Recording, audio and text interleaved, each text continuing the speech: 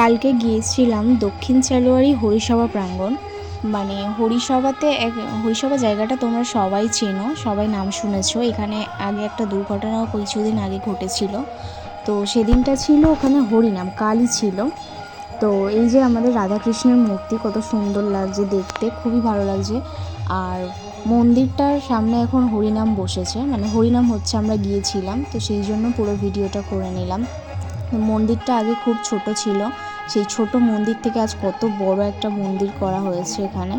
তো এই মন্দিরটা অনেকেই দেখে থাকবে, অনেকে এসছো এখানে, এমনকি হরিনামের সময় এখানে অনেক লোক আসে অনেক জায়গা থেকে, তোমরাও নিশ্চয়ই দেখেছো। আর এখানে রয়েছে একদম মন্দিরের সামনেই রয়েছে, মানে হরিবাসরটা আর কি বসানো হয়েছে, যেখানে হরিনাম হচ্ছে। তো এখানে অনেক লোকজন আসে। তো কালকে গিয়েছিলাম, আমরা যখন গিয়েছিলাম তখন লোক ছিল না, তারপরে অনেক লোক, প্রচুর ভিড় হয়েছে।